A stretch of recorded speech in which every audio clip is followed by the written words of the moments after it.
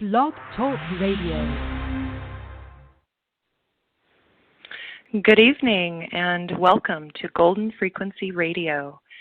I am Beth Ann Carr, intuitive quantum healer, here with my friend, teacher, and co-host, Eric Rains. Hi, Eric. Eric is the alchemical engineer behind UnleashingNaturalHumanity.com and the etheric parasite and implant removal protocol that we both utilize in sessions with our clients. More information about this work can be found at Unleashing Natural Humanity.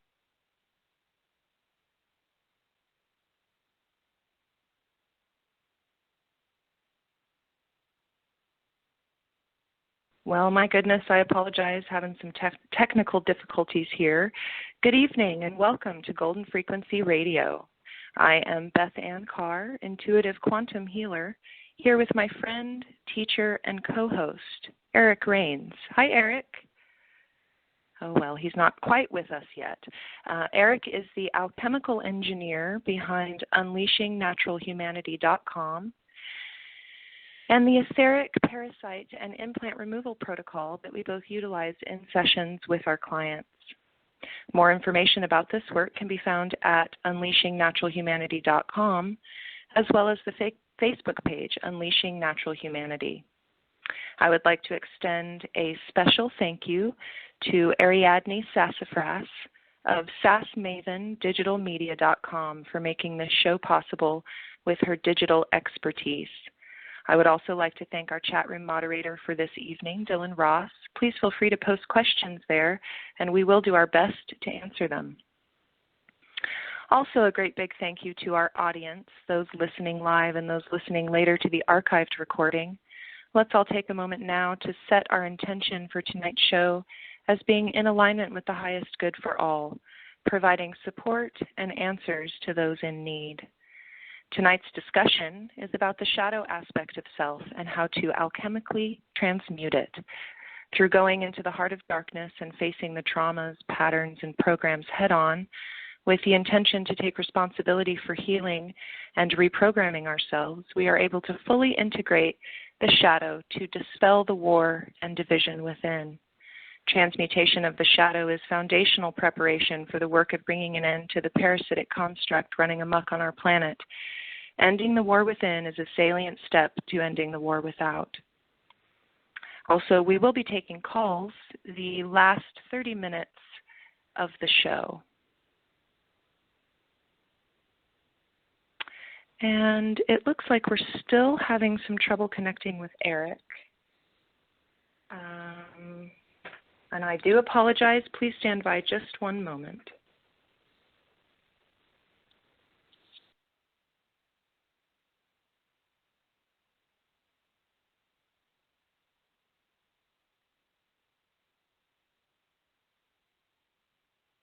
Well, as to be expected, we're having a little bit of interference and technical difficulties here.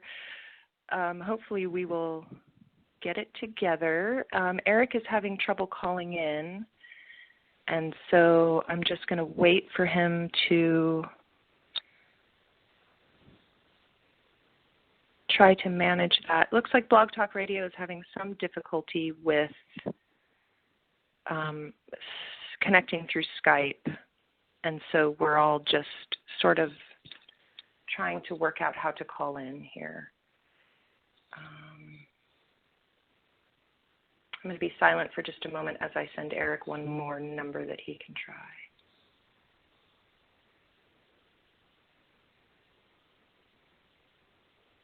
Okay, and as we're waiting for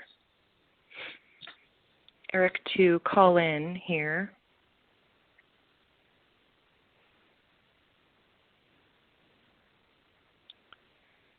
well, let's see if we had anyone else lined up in the on the switchboard, then we could take a call while we're waiting.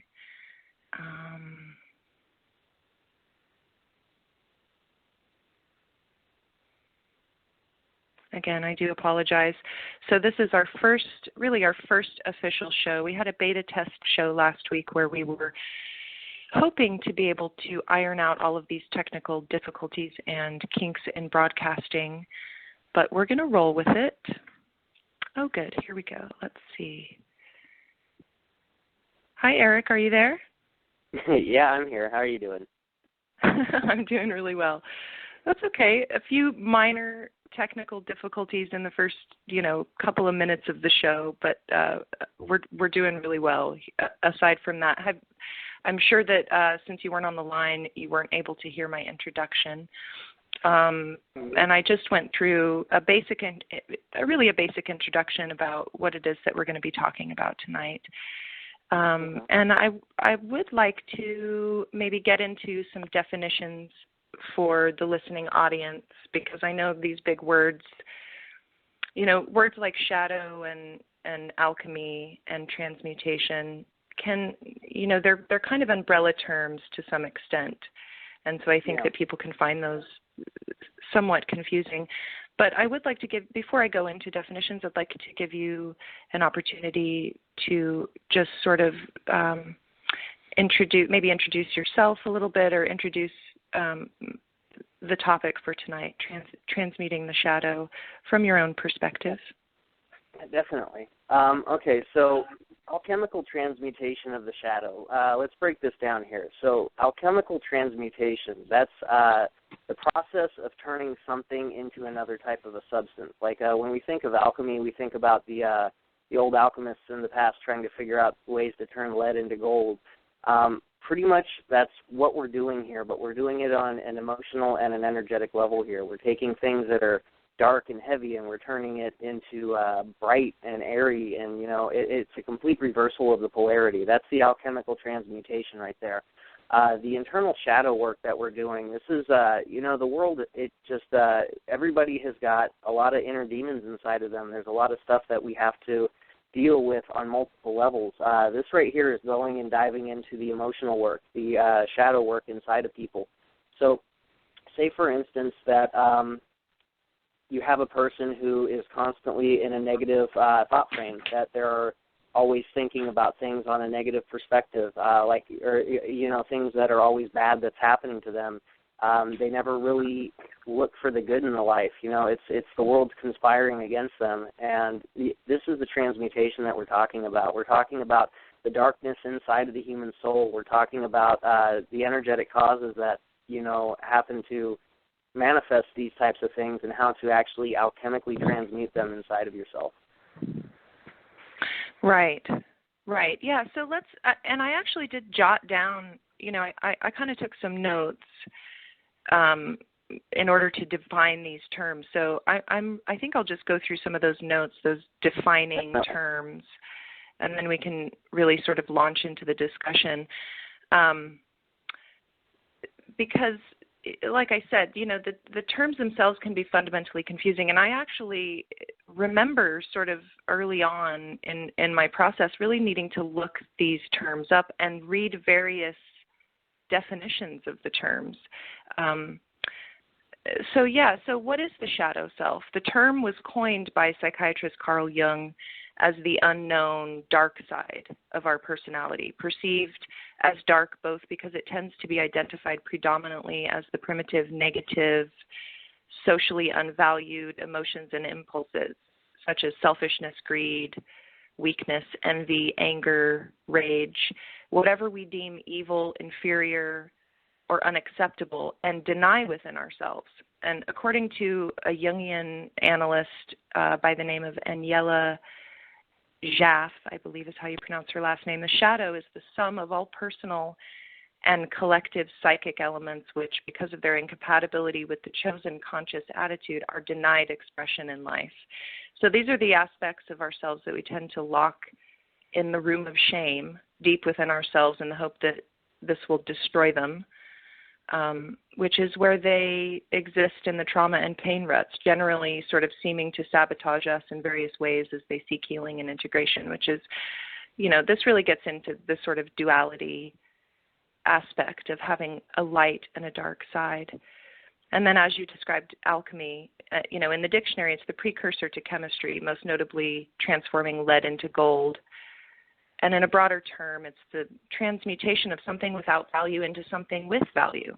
So spiritual alchemy is really the grand transformation of oneself through open-hearted introspection, objective observation, through the lens of non-conditional self-love. It's really a rediscovering of one's deeper nature as a multidimensional source spark. So, and I think transmutation and alchemy are probably pretty similar. Transmutation is a change from one phase to another. And metaphysically speaking, it's the lifting of mind and body from material aspect to spiritual character.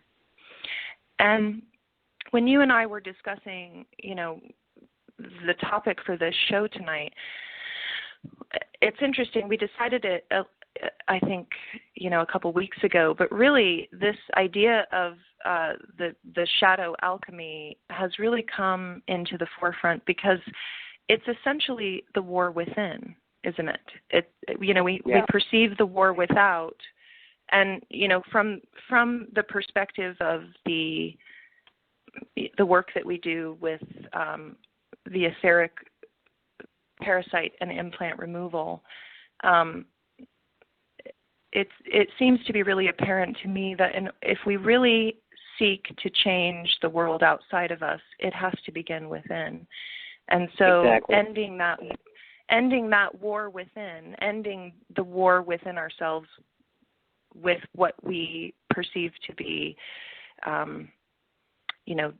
the aspects of ourselves that aren't valuable, integrating those and transmuting them in so that we are whole beings. Really, that's what we're seeking to do. And just like we can't, it's sort of like we can't meet the war outside of ourselves until we've met the war inside. Really. Yeah. I really enjoyed that definition, that transmutation, or turning something with no value into something with value. That's exactly what we're doing here. It's really finding the aspects that you're ashamed of, the aspects that you don't like of yourself, and turning it into something that's valuable, something that is powerful. And even if it's nothing more than just letting that go, and if you don't like that aspect of yourself, even it's nothing more than just letting that go so that you don't have to deal with it anymore. It's of value. It taught you what to do. It can help you teach other people how to do it as well. Healing is healing, no matter where it comes from, and if it works for you, it's valid, and that's the bottom line with it. So let's talk a little bit about ourselves, because I think you and I have approached shadow work from a slightly different perspective. Yeah. Yeah, definitely. Yeah. Because for me, I know the shadow work that I've done with myself has been primarily about giving myself the time, freedom, and space to learn to love myself without conditions, and recognizing that it doesn't need to happen necessarily with urgency. It needs to happen at the rate at which is most nurturing. And that's really how I've had to approach it. And I think maybe you've approached it a little bit differently, if you'd like to talk about that.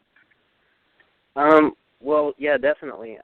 Well, I grew up in the Christian church, and, I heard about the Ten Commandments, and, I tried to live by them. I really didn't do a very good job of it. I was always lying. I was always, taking stuff from people. I mean, I never really did anything too big when I was younger, but I never really aligned with the positive aspect of living, and that kind of spiraled downwards. The older I got and the more out there I got into all kinds of drugs. I got into dysfunctional relationships.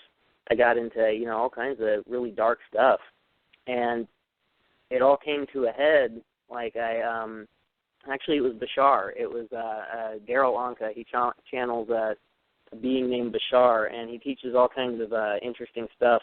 And I don't really resonate with a lot of the stuff that he says, but there were some things that really started to wake me up. And one of them was, why do you choose to feel this way? Everything inside of you is a choice. And if you feel nasty, if you feel rotten, if you feel disgusted with yourself, why do you choose to do that? That's an agreement with yourself that you've made to actually allow that to manifest and to take place. And, I mean, that stuck with me for a good 3 or 4 months until one day I finally just asked myself, like, well, how come I'm allowing this? Like, why don't I just stop?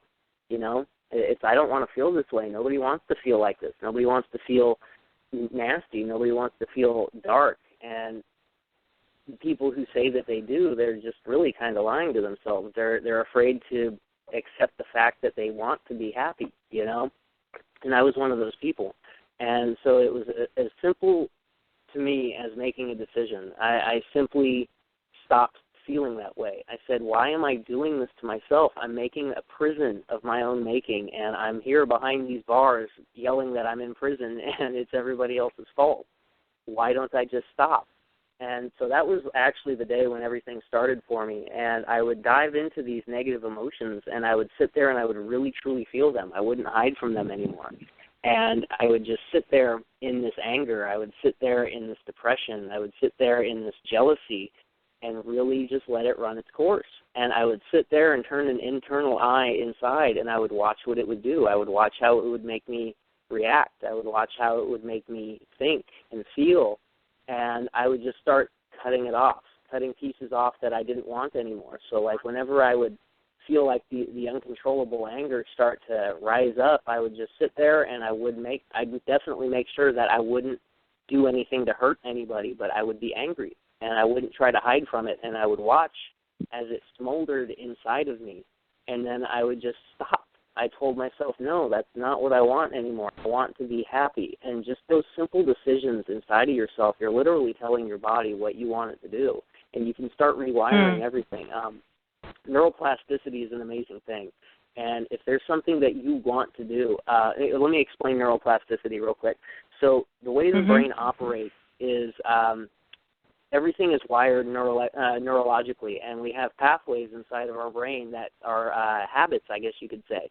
So say, for instance, that you've got a really bad habit of picking your nose or something like that, or biting your fingernails, you know, things along those lines. Let's kind of start small here. Those are actually a neurological pathway, and so you'll have some type of an emotional trigger that will get you to actually do these types of things. You might get nervous, you might get, depressed or something like that, and that would trigger you to do these habits. And the way that you actually start to rewire these is you catch yourself in the middle of it and you say, no, that's not what I want to do. And so you actually have to fake it until you make it. And so the whole faking it process, that's simply setting up new neurological pathways inside your brain. And the make it process is when you actually switch over to the new pathways and you make the other ones inert so that they're no longer there. And so when I would get like really angry or really depressed, I would tell myself, no, this is not how I want to feel. And then I would deliberately think of something that made me happy, or I would deliberately think of something that made me feel good. And so by heading off this process like that, I was literally putting up a wall inside of myself that said, no, you aren't allowed to do this anymore. You're making a prison inside yourself that you are just sitting here blaming everybody else that you're inside of. And so you can't do that anymore. And this is what you need to do to stop it. And so it was a system of training myself to pop out of those thought processes. I get inside of these negative, dark spiral thought patterns that would just, I'd go from one thing to the next, to the next, to the next, to the next, and it would all just get more dark, more depressed, more angry. I had to stop that. It's all about breaking the cycle. It's about doing something new, because you can't ever get something that you've never had unless you do something that you've never done. And the definition of insanity is to keep doing the same thing over and over and over again without ever trying anything new and thinking that you're going to get a different result. And so that's what I was doing. I was beating my head up against the wall over and over and over again, and it was not working for me. And so when I came across that information, it was like a light turned on inside me. It's like, I don't want to be this anymore. I'm sick and tired of feeling sick and tired. I'm sick and tired of being depressed, of being angry, of being jealous, and just an all-around nasty person, because, it reflected outward. My kids felt it, my significant other felt it. It was just a constant feedback loop, and knowing what I know now, there was a lot of energetic manifestation that was actually happening too, a lot of entities and etheric implants and parasites and whatnot, but I didn't know that back then. And so it was a process of doing all this internal work and really setting my foot down and saying, no, this isn't okay. This is not what I want. This is not who I am. I need to be who I want to be. And so that's kind of how it all started. And, it all comes down to just what is your will? Like, what do you want to be? What do you want to do? Who do you want to be? Who are you? And you really have to sit down and think about these questions. And, it kind of leads to some really deep internal work. And one of the most powerful questions for me that I asked myself is, what would I do if money didn't exist? And that really started forcing me to look at what I was passionate about, things that I actually wanted to do, things that made me happy, things that made me feel good inside. And that question right there, it was a process that I look back now, and, it seemed a lot faster in the moment when it was all happening, but I look back now, and it was a steady process, and I'm still working on it. It's all about the constant strive to be better than you were the day before, and that's kind of how I went about doing it. Yeah, we never stop, right? We never stop doing the shadow work. I don't think it really ever ends. Never. Yeah. The internal work, it really, truly, I think it never ends. And I'd like to touch on something that you said because I think it's incredibly important, which is that it takes courage to choose the change. And I think a lot of times what really hitches people up with the shadow work, I think there's a couple of things, but we get really accustomed to the familiarity of the patterns and programs that we run, the habits of being in a rut of trauma or the habits of negative emotions. And we can talk about the parasitic influence on that as well. Obviously we understand that the parasitic construct is not creative. It does not create, but it certainly does take advantage of and twist. And so these patterns and programs that we call the shadow, these aspects of self, it really is, like you said, it's a matter of reprogramming. It's a matter of taking the courage to choose the what is often, terrifying. Change is terrifying for people. A lot of times I think people will choose the pathological program and habit that they're comfortable with, as opposed to facing the, I think shadow work is terrifying until you start doing it, basically.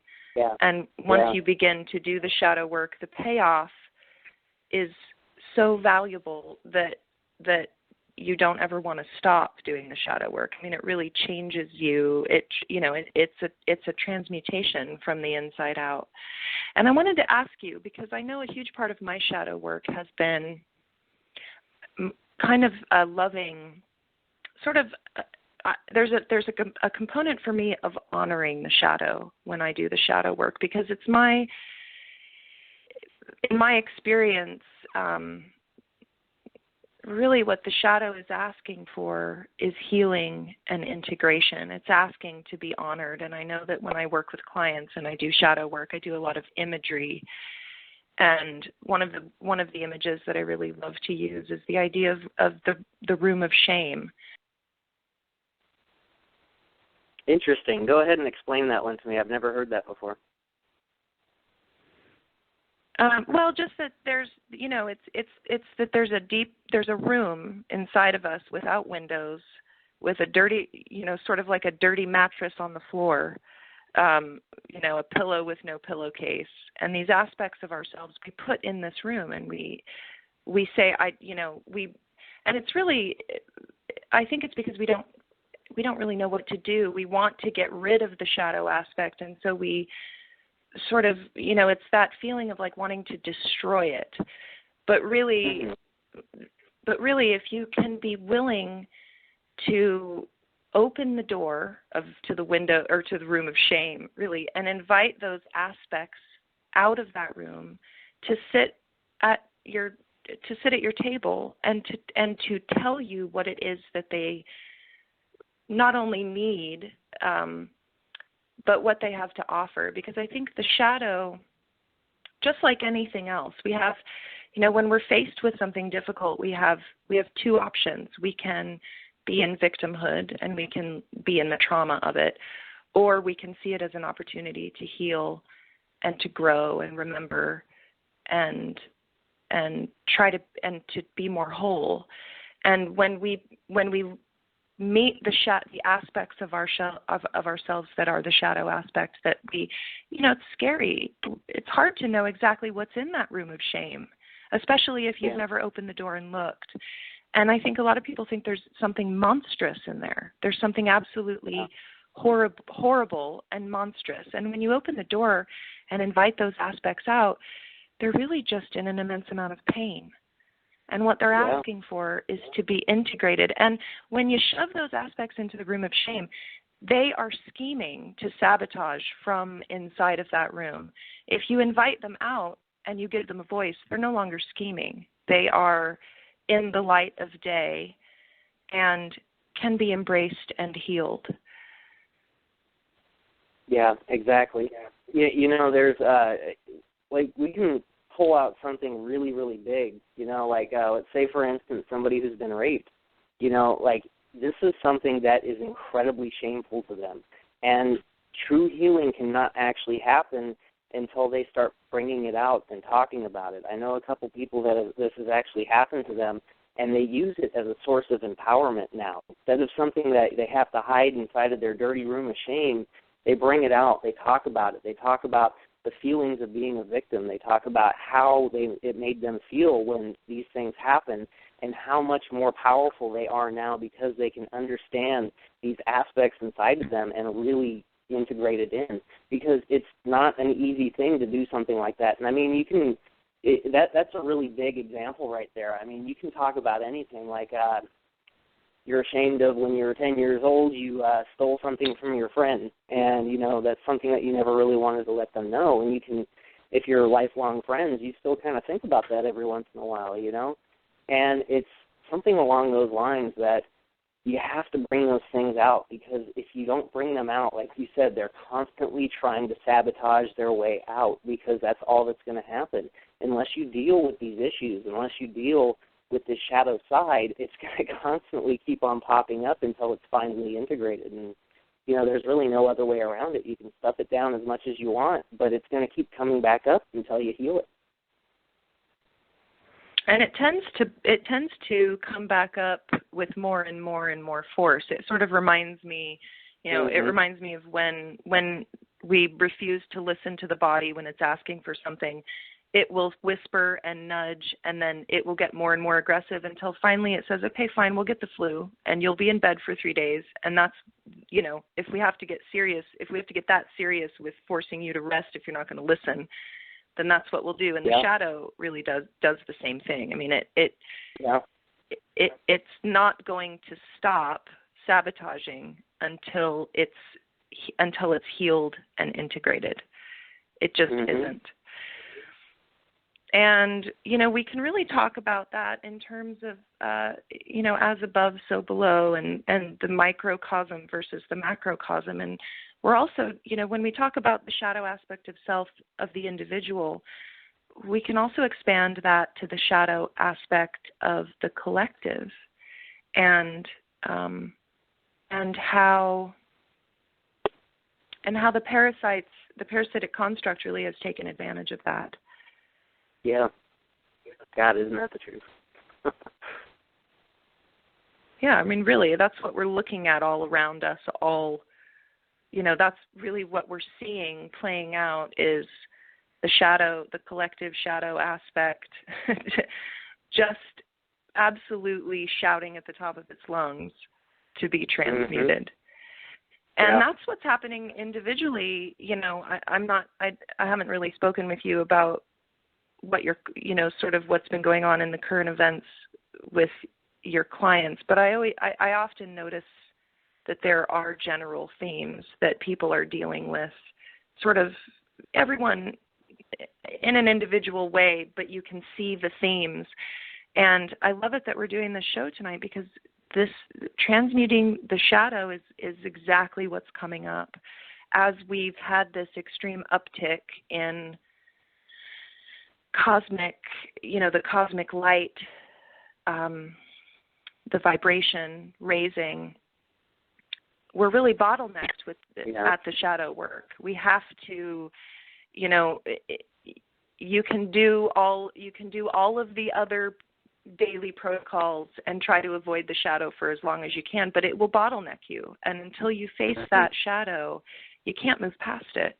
And I think there's quite a few people that are sort of really in a lot of discomfort because that's what they're being asked to do. They're being asked to open the door to the room of shame. Well, especially and do the work.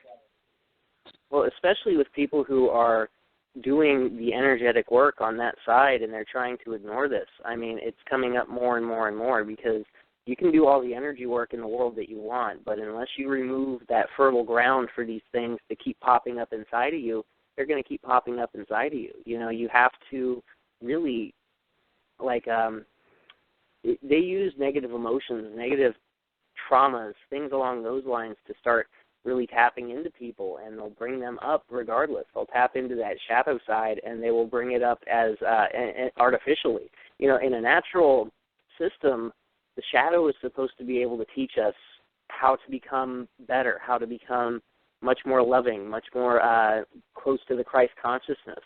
And it's something that we can feel inside of us. We have this instinctive right and wrong detector inside of us.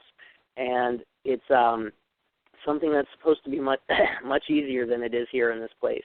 And these things, they will tap directly into that. And so if you have unhealed trauma, if you have unhealed things inside of that room of shame that are busting to get out, they will drill a hole right through the wall and they'll start yanking them out. And so you can do all the energetic work in the world that you want, but until you actually start taking care of this stuff internally in the shadow side, there's always room for them to get back in. So, I mean, this is definitely something that I've been seeing popping up more and more as a theme. It's, just people dealing with their fear, people dealing with past stuff that they regret, people dealing with past traumas, people dealing with things that they've done, traumas that they've created. And it's constantly more and more popping up. And, I mean, there's energetic things that you can do, but until you actually dive deep down into this and start transmuting the shadow, literally turning it from something that has no value into something that does have value, they're going to keep popping up, and that's definitely one of the themes that I've been seeing within the past month or so. Yeah, I love that visual of the parasites drilling a hole through the wall of the room of shame, and that is the truth right there. They've got access to the room of shame, and they will help. That's part of. That's a huge part of the sabotage. Really, those are the access points for parasitic interference. The programs, patterns, and traumas that we find ourselves stuck in, the unhealed aspects. I mean, those are the easy ways in, certainly. Yeah. I just had a thought of where to go, but I've lost it. I'm just checking my notes here. So, I guess maybe we should talk a little bit about specifically, I guess we could talk about it in terms of the parasitic construct. Another thing that we could do, we did, for those of you listening, we also do have a sort of closed group in Facebook that is also titled Unleashing Natural Humanity. And the members of this group are those who have had parasite removal or are interested in having parasite removal. And they did offer us a few topics to cover. And the topics that they offered us in the group really do have to do with specifically parasitic construct in terms of that. So I don't know if we want to talk about some of those questions, or if there's somewhere else that you'd like to go, something else you'd like to talk about in this context. Well, I'd definitely like to give some tools to help start transmuting the shadow. I've got a few of them I wrote down here so that I could remember them. Have you ever read the book called The Four Agreements by Don Miguel Ruiz? I have. It's been a long time, but I have. It's on my bookshelf. That is one of the best books that you can actually get to start transmuting the shadow. It's not even really going inside the internal work that you need to do. He's got other stuff along those lines. Like he's got another one called The Mastery of Love. That's a really, really good book to read. But the four agreements are: be impeccable with your word, don't take anything personally, don't make assumptions, and always do your best. These are four very, very simple little. Being impeccable with your word. This is key. This is the only thing that really truly is you, is your word, what you say. And if you're going around spreading falsehood, you're literally spreading a negative vibration around, because false is a negative polarity. And you can feel it, like once you've been doing the muscle testing for as long as I have, and you can start to feel truth and falsehood like hot and cold, there's a very distinctive energetic difference. And you can feel it when somebody is lying, because there is a hollowness to it, and it echoes. And so, like, say, for instance, that somebody makes up a rumor about somebody, you can feel this echo spread out to everybody who hears this rumor. And so if there's other people who are susceptible to spreading stuff around, they'll catch this. It's almost like a virus, and it'll go around and around and around, and all of a sudden you've got all these people making an agreement to, talk negatively about somebody about something that's not true. Being impeccable with your word is absolutely key. You have to really stay in your truth. You have to stay with that positive resonance right there. And it's really interesting to see what happens when you stop with the little white lies, how much different your life all of a sudden becomes. And I mean, this is a quick thing. This is like maybe 2-3 weeks, something like that, and you literally notice a magical change in the way that you actually operate inside reality. It's really, really amazing. Don't take anything personally. So say, for instance, that you run into somebody creating rumors about you. Don't take it personally. Like somebody walks up and says, oh, you did this, this, and that. It's like, well, I know I didn't. So, I mean, I really don't care what you say. I mean, it's kind of a harsh thing to say, but it's like, look, I know it's not true. I know it's false. And honestly, your opinion doesn't matter to me. I know who I am, and I know that's not me. So thank you for your opinion, but bye-bye. You really got to stop taking things personally, because this is one of the ways that the parasitic construct actually gets inside of us, is when we start feeling these things that other people are telling us. Like, say that you're in an abusive relationship and this person's just telling you how worthless you are and how awful you are and how you can't do anything right. If you actually start listening to this and agreeing to what they're talking about, you start taking this on, and all of a sudden you start thinking, well, I am worthless. I really can't do anything, and you start manifesting that into reality. You start feeling these negative emotions inside yourself, and that's an amazing foothold for these parasitic constructs to actually get inside. So by letting things roll off your shoulders, just like a water off a duck's back, just let it roll right off, that's one of the best ways that you can actually start to focus more internally, because then you're not taking your input from the outside. You're putting your input inside yourself and manifesting it outward. Don't make assumptions. Always know what you're doing. If something is going on and you don't know what is happening, ask. Find out. Don't sit there and assume that somebody's going to tell you. Don't sit there and assume that something is going to happen, because assumptions are the best way to lead to disappointment. And when you actually start making yourself known, when you speak up for yourself and you figure things out, it's a much better place to be. It makes you much stronger internally. It makes you a lot easier to kind of weave your way through the interactions in life. If you expect something to happen and other people don't know about it, how are they going to know unless you tell them? And all it leads to is disappointment for you. And that's really one of the best things that I've actually come across, is because I used to assume a lot of things, and it always left me feeling lacking. Like I would be expecting things to happen, and other people had no clue because I never even spoke up. So speak up for yourself. Really make your thoughts and your desires known, and always do your best. If you're doing something, do it to the fullest of your extent. Like if you are just, kind of half-assing it, what you're doing is you're saying, this is how much I value this. And so if you're doing something that you don't value, what's the point of doing it? If you aren't doing something that you want to do, then don't do something that you want to do. Do something that you're passionate about. But when you're doing something, give it 120%. Go all the way, go all out. And that's one of those 4 agreements right there. Those were really key for me. And just by, kind of writing those down and putting them on a mirror somewhere, it constantly reminds you of it. It constantly gives you a little bit of an input to really become better than you were the day before. And I absolutely love those 4 agreements right there. Like when we started talking about doing this show right here, that was one of the first things that came to mind. I definitely hope those help people. And the book is called The 4 Agreements by Don Miguel Ruiz. I highly recommend everybody check that out. So that's all I had to add on that.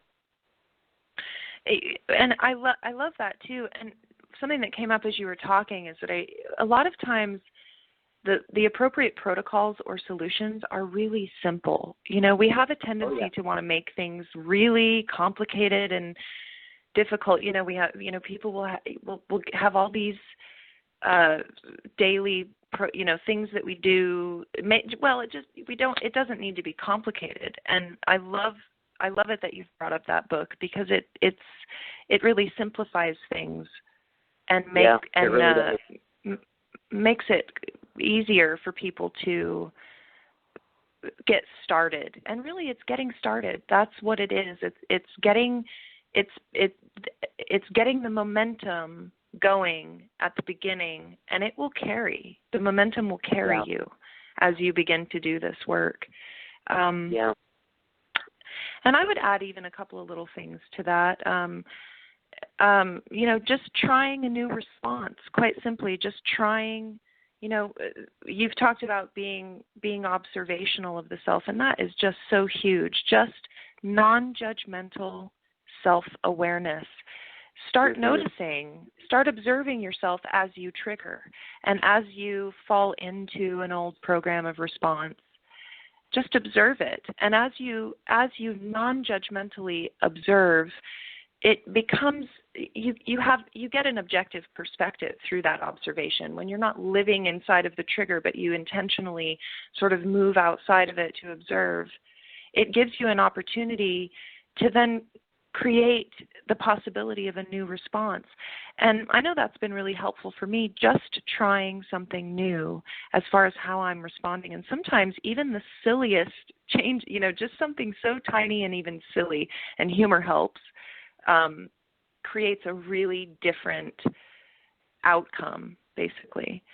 And another thing that's always been really helpful for me is first thing in the morning to choose the vibration that I want to align with, because there's something about those moments just as we wake up that are kind of a 0 point, and it's much easier to choose the vibrational alignment that you want to be in frequency with first thing in the morning. I mean, we can do it any time of the day, obviously, but taking just a few minutes to make a choice with an affirmation or simply thinking of something that you're grateful for or have, that makes you feel joy. And also stop punishing yourself. It doesn't help anything. It doesn't help anything to, shame and guilt are as low, those are the lowest vibrations there are. I mean, that's as low as it gets. So, if every new now moment, every moment is an opportunity to heal, to have objectivity, to shift perspective, and we've got to stop punishing those aspects of ourselves, and rather nurture them in exactly the way that you would if one of your best friends showed up on your doorstep, in tears, disheveled. What would you do? How would you treat that friend that you love who's a mess? You'd put him to bed, you'd give him some food, you'd hold space. You certainly wouldn't shame them or punish them for whatever it is that has brought them to tears. The shadow aspect is in pain. It's asking for healing.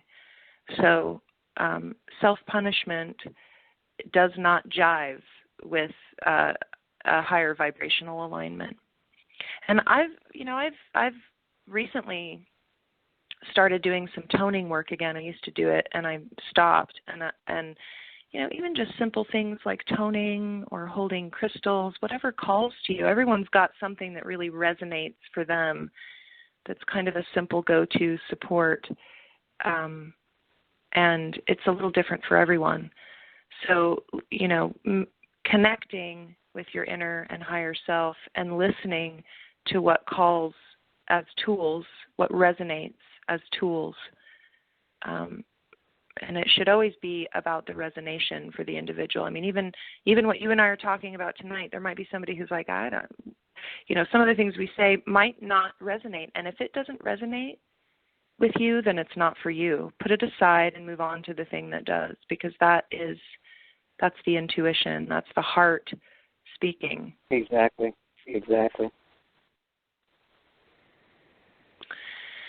Okay, so it looks like, let's see. Let's go ahead and go to some of those Facebook group questions and see if we can answer a couple. And then to the listeners, we will be opening the phone lines in 15 minutes for anyone who would like to call in as well. I had it pulled up. Sorry. Here, let me just get back to it. I'll get better at this whole hosting business as time goes on. It's all about practice. It certainly is, which, I think we're doing pretty well for our first official show. Technical difficulties should be faced with humor. Okay, so... It's the only way to deal with them.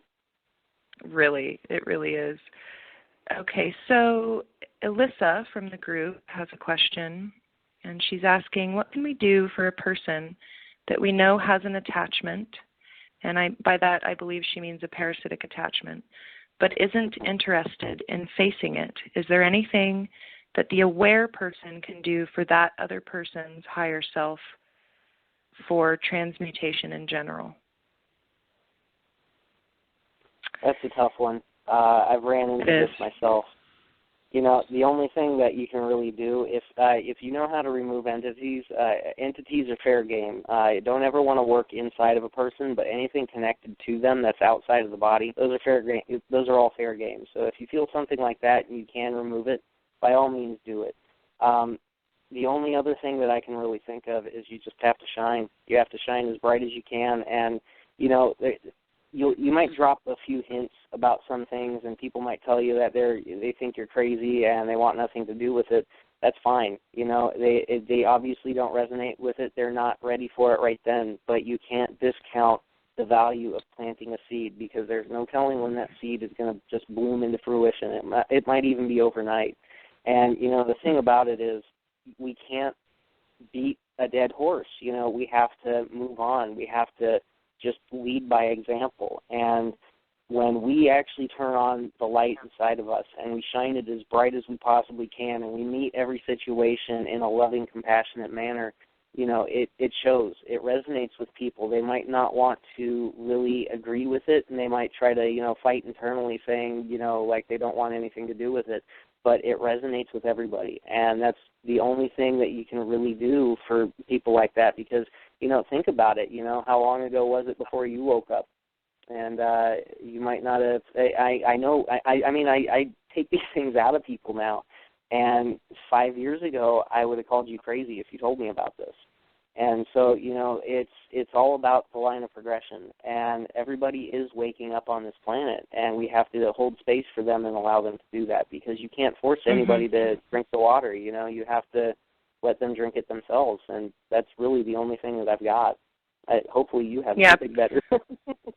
No, it's really along the same lines. I totally agree. And this really, we could extend this. I've heard people talk. I've actually worked with a lot of people who have this feeling just about ascension in general, which is they are so desperate to wake the people up around them that they love. But what we have to recognize is that we have to honor the individual path. And like you said, you can lead a horse to water, but you can't force it to drink. And people really can only be where they're at, right? They can only be where they're at. So like you said, be the lighthouse. And that really is the best way to go, because when we try to force someone to do something that they are not yet ready for or resonant with, it can kind of do the opposite, I think, of what we intend for it to do. So just be the lighthouse, shine your light, and people really will start, especially if you're gentle and you aren't trying to shove truth down their throat as you see it, they will eventually go, there's something about you, and I want some of that. What is that you've got? I want some. And then at that point, when someone comes to you and is seeking assistance, you can offer them what you have. But I think we've all had the experience of trying to hurry a loved one along their path faster than they're ready to walk. And everyone really does have sort of, an individual, time is irrelevant. We're all getting there. We're all getting there eventually. And so, I think I just generally agree with what you said.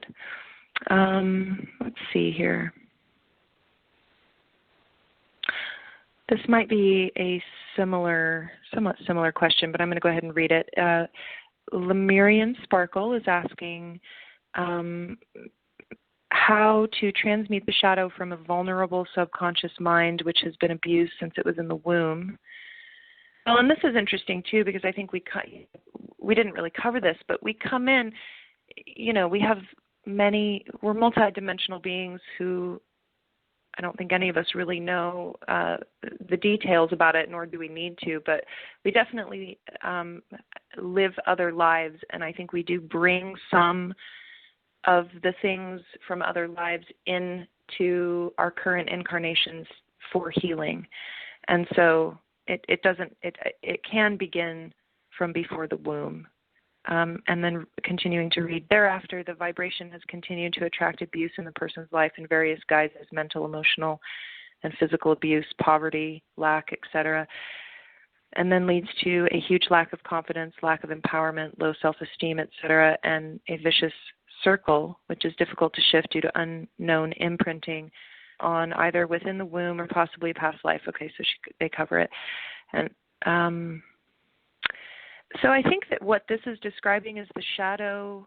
This is the shadow. I mean, this is really this is what this is describing is exactly what the shadow is. So I would say I wouldn't approach this any differently than any other shadow work, which is to open the door to the room of shame and invite those traumatized aspects out to sit in a sunny room with flowers on the table and hold that shadow aspect's hands in yours and invite it to tell you what it has to say, because at least for me, it's always been quite surprising what the shadow has had to say to me.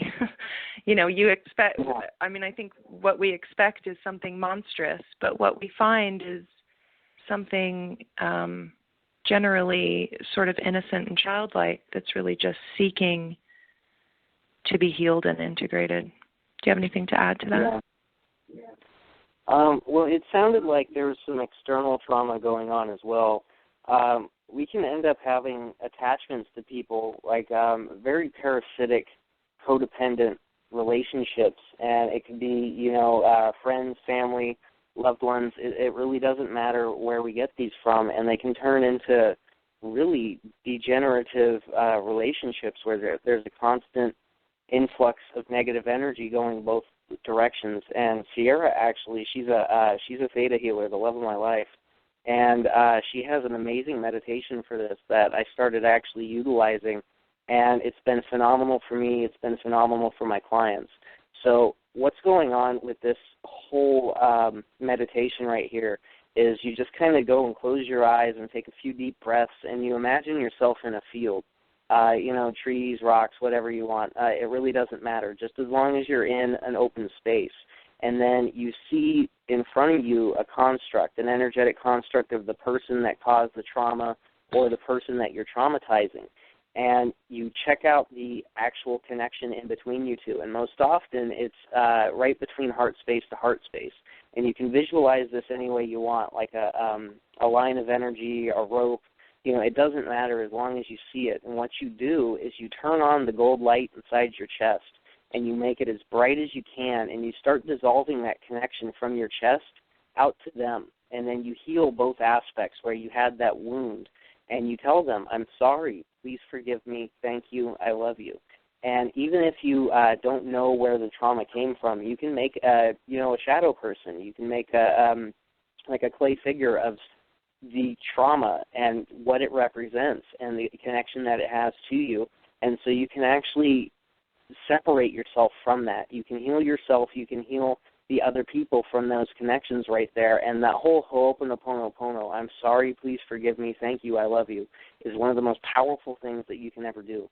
The way that it actually works is their whole philosophy is that whatever is going on outside that is happening to them, it's a reflection of what's happening inside of them and what they're projecting outwards. And so, like, their whole thing is, I'm sorry, please forgive me, thank you, I love you. And it's just a complete and total bearing of vulnerability, of surrender, and just absolute love. And it's really, really powerful. And so that's definitely something that I could highly recommend right there. I can't recommend the Ho'oponopono enough. It's absolutely complete, and it's simple. It's simple and it's complete. And I agree with you. It's absolutely transformative. In fact, I challenge anyone to say the Ho'oponopono out loud in a situation where you're arguing with someone, and I challenge someone to have it not be transformative, because it absolutely is. It always is. That's beautiful. Every single time. I love that. Every single time. Oh yeah, it really is. It's a really powerful meditation. Between that and what's mine is mine, what's yours is yours. Mm-hmm. We cover a lot of bases there with that one. That's beautiful. Oh, yeah. Thank you, Ciara, for sharing that with us. She's awesome. She is awesome. She should call in and chat with us. We don't have any callers yet, so just to let everyone know, we're about to be opening the phone lines. So if anyone has any live questions or would like to enter the discussion, even if you don't have a question and you just like to get in on the chat, please do call in. And I guess I should probably give the number. The guest call-in phone number is 619-924-9805. So please do call in. Let's go back to another question here from our group. And Teresa would like to know how to transmute duality, or the habit and thought train of it. How do we transmute what is needed to step outside of this matrix or to jump timelines? Wow, that's a good question. Yeah. How to transmute duality. Yeah, we could talk another hour about this. Oh, geez. So transmuting duality. So that's pretty much kind of what we've been talking about here this whole entire time. What we need to recognize is that the yin and the yang polarities, the light, the dark, the positive, the negative, they aren't separate. They're two sides of the same coin. And by understanding this, you can actually realize how everything, like one of the most powerful representations of this that I had in my life was when I actually got into massage school. I'd been in martial arts since I was about 5, and I was very familiar with like the martial aspect of it, with fighting, with, defending yourself, with what you can do with your body to, hurt people. That's pretty much all it is for. It's defending yourself and learning how to hurt other people. And so I thought that was completely and totally by itself. And when I got into massage, it absolutely blew my mind that the similarities between hurting people and healing people, they're literally two sides of the same coin. And Oh, the wow. understanding that I had of the body in the martial arts aspect, it blew doors wide open for me in being able to heal people. And it was one of the most powerful realizations that I actually had when I started doing all the shadow work, to recognize that, you know, the light and the dark, it's just two sides of the same coin. It's just that this isn't a natural system. The dark is way overbalanced. It's like weighted dice. It's always going to show, you know, whatever it's weighted down to show, unless you're actively weighting down the other side. And there's a beautiful Native American story about how there's two wolves inside of us. There's the light wolf and there's the dark wolf. And, you know, they ask the question, well, which one's going to win? It's, well, whichever one you feed. You know, so that's what you have to start doing, is you have to start feeding the light side inside of you, because the dark here in this planet is just so overbalanced. It's just absolutely crazy what we have to actually go through in order to get to the point where we're in center, where we're in the middle between these two dualities, and we can recognize the neutral point. And once you're in the neutral point, you literally start stepping outside of time. That's when you can choose your own reality. That's when you can choose your own timeline. And you you have to start off small. Like, one of my favorite things to do is to create a nonstop path from where I'm at to where I'm going in my car. You know, I hit every light green or stuff like that. And by sitting inside the center, inside of this duality point, right in the middle, you know, stepping through the shadow and coming out the other side, it's really just incredibly powerful. And once you start doing that, you can start small and recognize your power. It's not something that is just all in your head. It's something that you are actively doing to create the reality around you. And when you start off small, you start recognizing, like, oh, I do have this muscle. Like, I can actually start working this muscle out, and you can really start doing some amazing stuff with it. Like, there was one time where I actually went back in time about a half hour, because I was under massive attack. That was like when I first started coming out with this information, when me and Lynn were working together. And the first couple radio shows I did, and when I was doing all kinds of sessions, I was under, like, really heavy scrutiny. It was pretty incredible. And I got attacked one night, and I felt really awful from it. And I got my way through it, and I started clearing things out. And then about 3 or 4 nights later, I was actually over at a friend's house, and I could see a really nasty entity hooked into him. And I started doing some massage on him because his back was messed up, and I felt something jump into me. And I just, you know, stuck it in the corner, and I waited until I was away from there so that I could start doing it. But, like, they put, like, a kind of a beacon on me, I guess you could say. And I got, like, under this massive attack that night, and like, it was just the craziest thing, because I recognized, I was like, you know what? This only has power over me if I let it. So they might be doing some crazy stuff inside my body. They might be doing some crazy stuff outside my body. That does not matter. This only has power over me if I let it. And you know what? I'm going to go find my 0 point. I'm going to find my center. And so I found my center, and, like, I ordered a salad at the place across the street from my massage office. And when I went to go to my friend's house, I was actually dropping off some, what are those called? Jackfruit plants. And so we were trading, I had ice cream beans, he had jackfruit plants, so we were trading those, and that's how I ended up going over there anyway. And so I was going to pick up the salad on the way back, and it was 8:05 when I left, and my kids were actually going to be going to bed at 8:30. And so I remember I was getting upset that I wasn't going to be able to make it back to give them good night and whatnot. And, like, it was the craziest thing, because I ended up taking a wrong turn, and I ended up getting stuck at a whole bunch of red lights. And it was 8:45 or something like that when all this happened. And so when I got into the 0 point, I literally shut this all down, and I guess it was the wanting to be able to give my kids a kiss goodnight that actually took me back in time. And I got to the place where I picked up my salad, and it was interesting because I'd ordered like 500-600 of these from this place before, and they couldn't find my information. They had the order, but they didn't have my information. All their electronics were going all nutty, and, like, phones stopped working and stuff like that. And then, like, they started putting my information in again, and then all of a sudden my information came back up. And I mean, just really, really weird stuff that was going on. And so I got my salad, I got out of there, and I got into my car, and I turned it on, and it was 8:10. And so, like, it was really interesting by stepping into this 0 point and recognizing, like, no, there is no power over me. You cannot do this to me unless I actually allow it. And just by stepping into that so strongly that night, and then with the wanting to be able to give my kids a kiss goodnight, I literally stepped back inside of time about a half hour. And it was just like one of the most powerful recognitions for me to actually understand that, hey, this is all it's all just a construct. This is all a holographic construct. Time is not linear. Time is whatever you make it.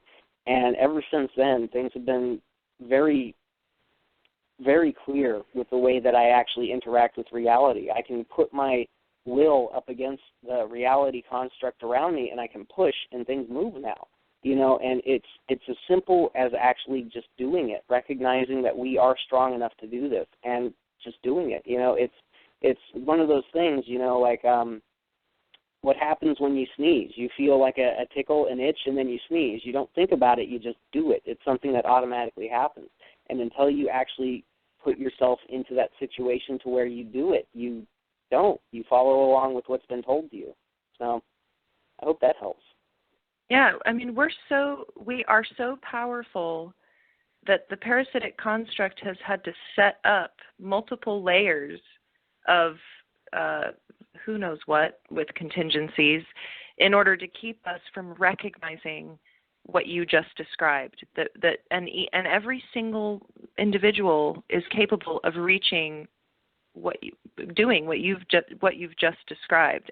And yeah. As you've said, it's literally as easy as recognizing how powerful we are as co-creators, because that's exactly. I mean, really, that's what we are. We're creator beings, and our creative power has been and is being sort of used. It's being used in ways that we're not conscious of, but it's as simple as taking back control over that creative power that literally changes reality around us. So that's amazing that you've moved time. So have you been able to do that intentionally since, or was it sort of a fluke that you're still working out? So it's really interesting. I haven't been able to do it intentionally. I haven't been able to say this is what I want to do and then do it. It's always with an urgency. It's always with a need to do it. It's like using a power that, like, why would you go? If you had the ability to heal cancer from somebody, why would you walk up to somebody who doesn't have cancer and heal them? It doesn't make sense. It's something that you would need to do in the moment. And it's really interesting. So far, I've only been able to do it when I've been late with my kids for school. I definitely have a lot of time anomalies, for sure, and I think I always have. I've never quite jived with linear time. So I feel like my whole life has been a series of time anomalies, but I have yet to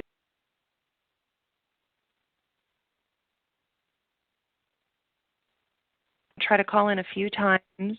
Am I there? So we've had someone try to call in a few times and they've hung up.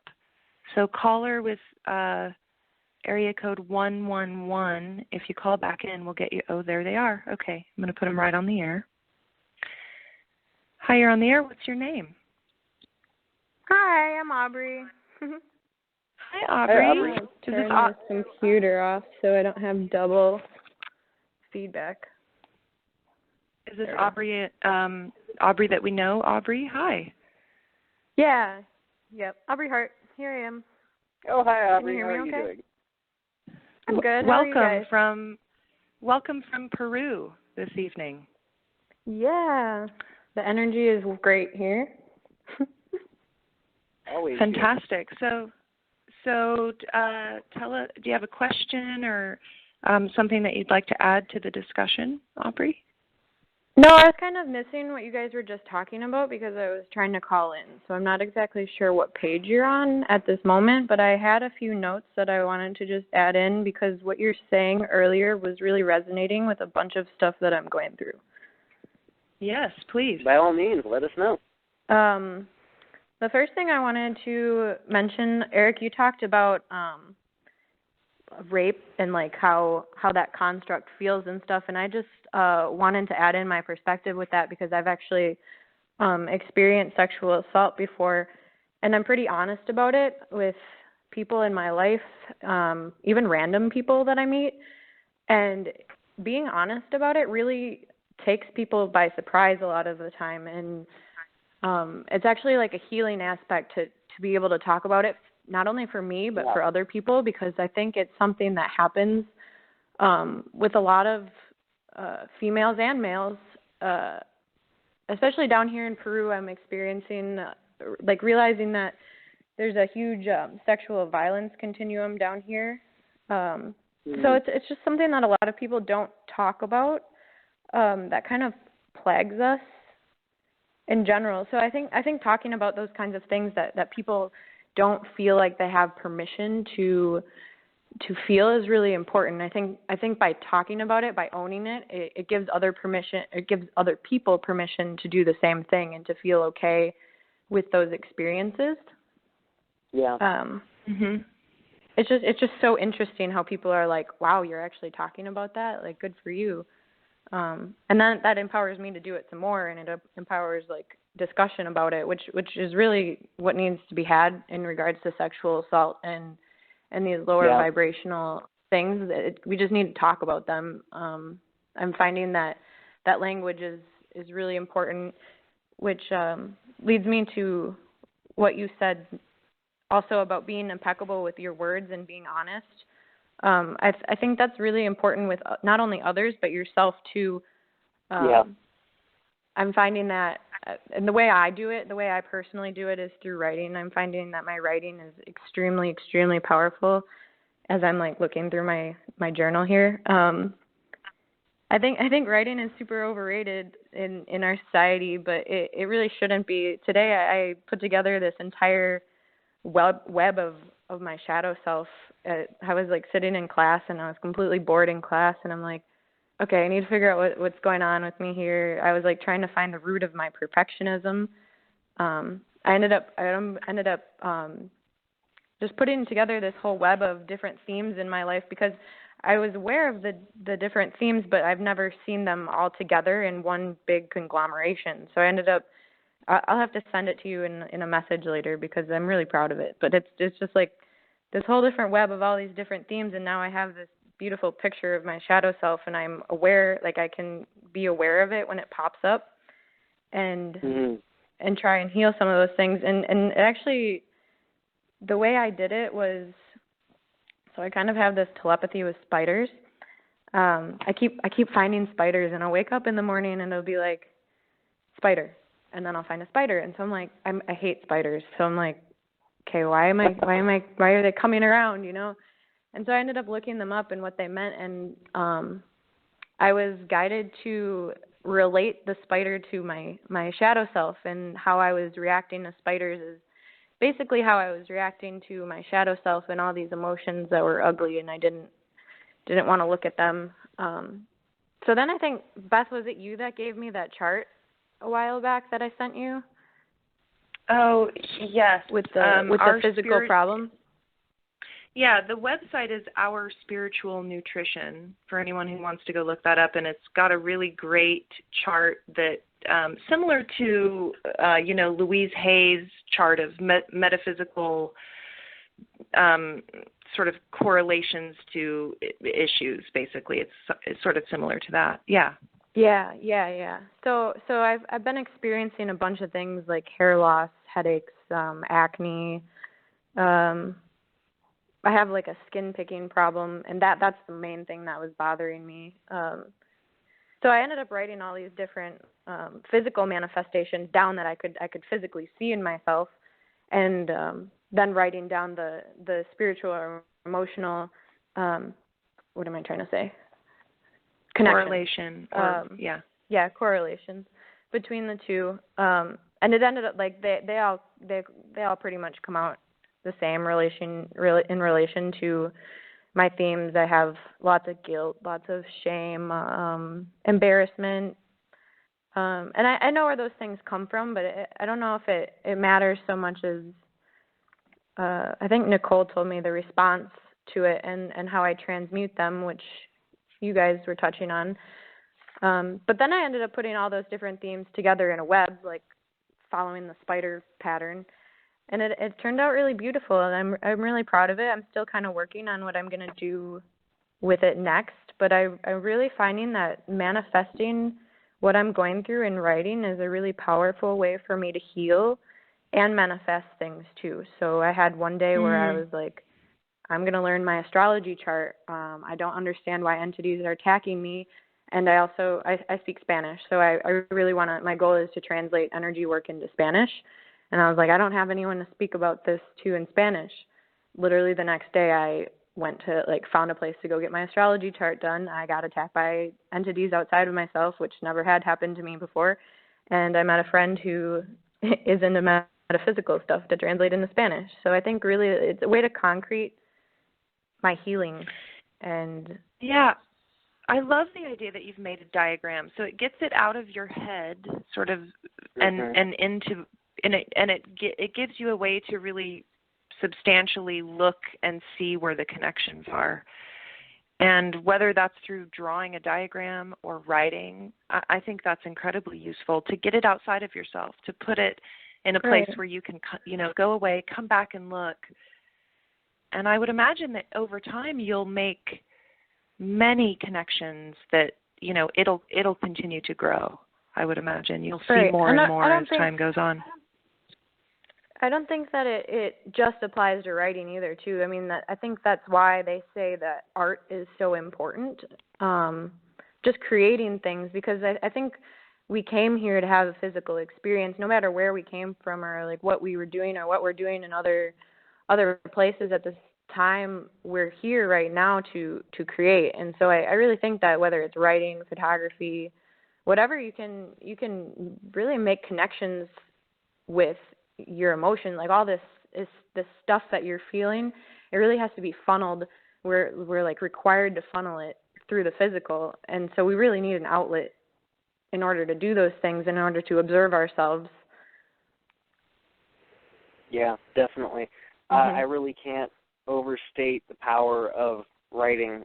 There's been a lot of healing that I've done through my own writing, and I won't even know what I'll be getting ready to write. I'll just start writing, and it's really a powerful thing, because when you start externalizing what's happening internally, you can step back from it and you can look at it and you can reread it and you can really put it into perspective, and it's almost like you're teaching yourself what you need to work on.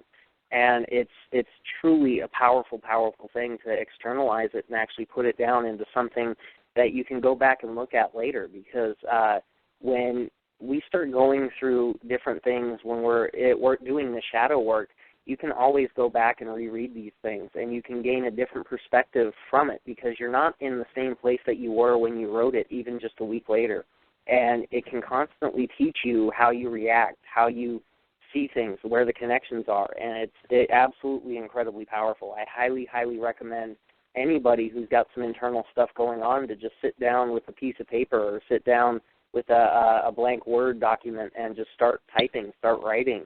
And it really leads you to where you need to go, because you'll start thinking about things and then you just write it down, and that'll lead you to the next thing, to the next thing, and to the next thing until you're done with whatever you're doing right there, then at that point. And it's really a powerful thing to be able to put it onto externalized media that's not just internal, because then it is external and you can really figure out where these connections are. Like, you did something that I've never done before. You made a web of it all and how all those connect in.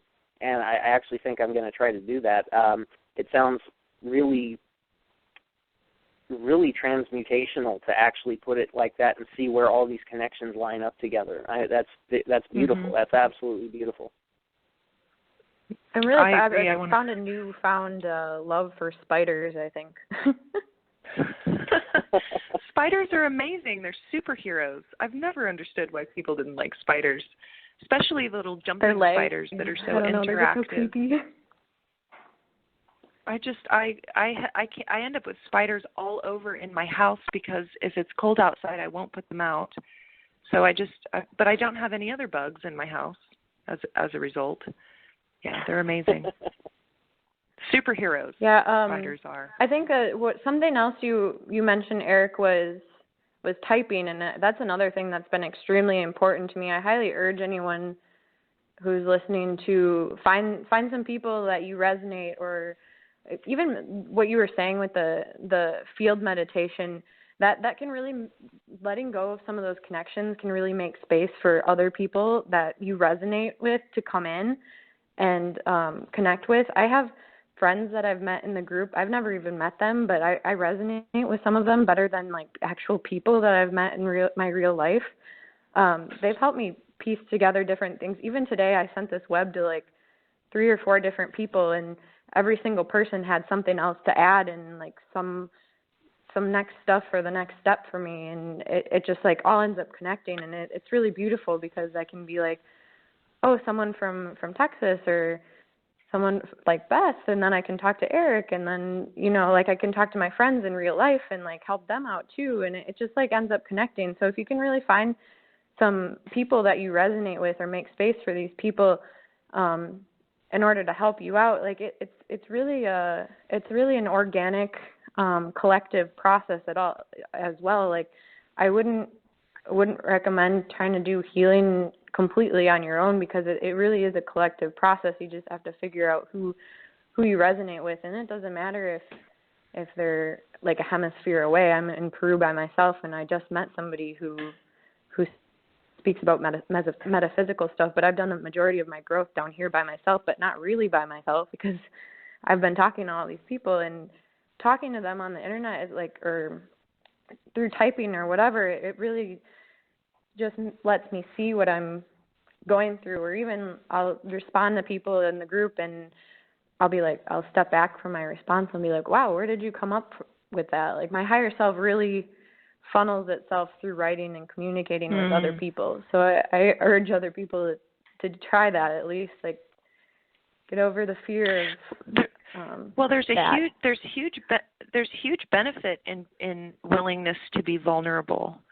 And I think it's really scary for a lot of people. I'm someone who is just open and hard on my sleeve, but I know that a willingness to, I mean, like you say, you've made this diagram of the shadow connections, and you've sent that to people. That's an incredibly vulnerable action, and there's incredible power in a willingness to be vulnerable, because, like you say, we are really a collective, and as we reach out and touch in with each other, our higher and inner selves speak together and through each other as well. And I agree with that. I mean, some of the most important people in my life I've never met through connecting over the interwebs. It's a beautiful thing. It can get kind of you can get kind of lost on the internet too, but that's where I think discernment comes in. I had someone else in the group had talked about feeling deceived at one point by someone, and I recently just went through this. Someone I trusted very much kind of hadn't been dealing with some inner stuff, and basically just freaked out at me, and I really had to work on not taking it personally. One of the 4 agreements that Eric was talking about, I really had to not take it personally and step back and honor the fact that, like, she resonated with me for a certain amount of time, and it was okay that I was vulnerable with her. Like, she can't do anything with the information that I gave her, and whatever she was, the behavior that she was showing me was really not a reflection of myself. It was a reflection of what she was going through, and I really have a lot of compassion for that, because she's going through some heavy stuff. But it's hard when you're dealing with, I think, internet relationships and feeling vulnerable, because you don't know who's on the other side. But at the same time, it's just like that could be positive or negative, and whatever it is, it's a lesson. So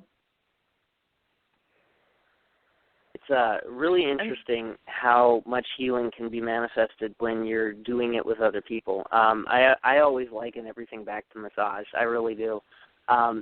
You can do self-massage. You can work on yourself. You can find the areas inside your body that are tense and tight and are pulling you out of alignment, and you can work on these by yourself. You can do that, and it's a very possible thing to do it. It's never as truly effective as when you are vulnerable on the table, allowing somebody else to do it for you, to do, the work on the outside and helping you from the inside. It's one of those things that you can do it on your own, but it's always more effective when you have somebody else with you doing it. Yep, I agree with that. I think I really enjoy you guys and a few other people, not only because you assist me when there's times where I'm having a complete meltdown and I just really need someone else to take a look because I'm so bogged down with different things. I've consented to these different things to get a hold of me, I guess. You don't make me feel ashamed of it. But also when you know that I can do it, you empower me to do so and you encourage me to do it, and you're not leaving me alone, but you're holding my hand, but you're not.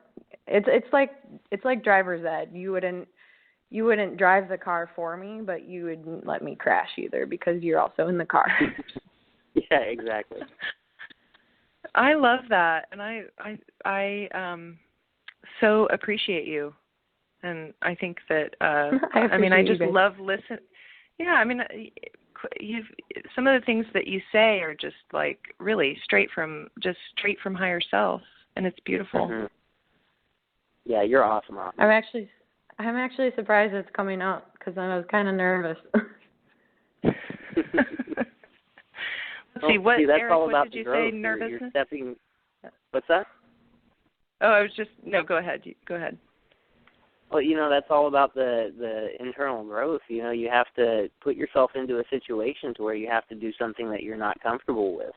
And that's what you're doing right here. It's a beautiful thing. Yeah, it's all about facing fear, isn't it? It's all about stepping right up and looking it right in the face and saying, okay, let's have a look. Let's really get into this and have a nice long chat and get into the depths of it.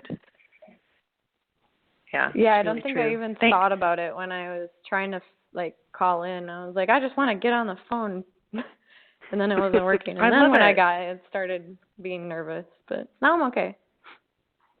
I'm so glad that you called in. Thank you so much for thank you for your listening. Contribution. And please do send me the web diagram. I want to see that.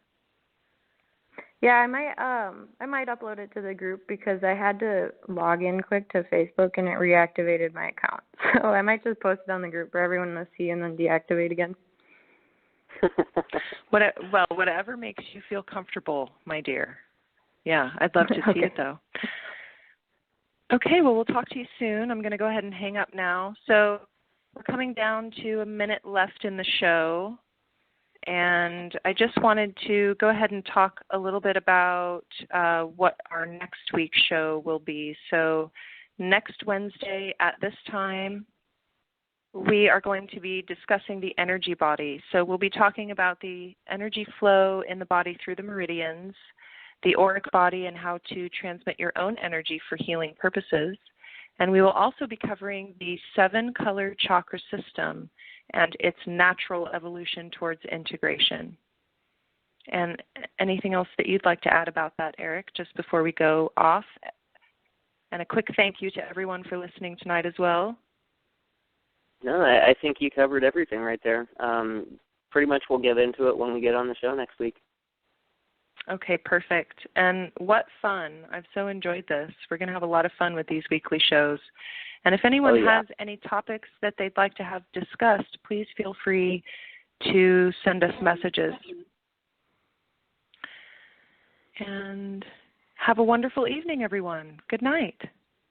Good night.